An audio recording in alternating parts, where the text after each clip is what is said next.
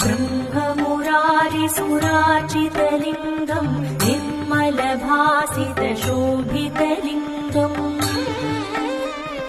जन्मजदुःखविनाशकलिङ्गम् तत्प्रणमामि सदा शिवलिङ्गम्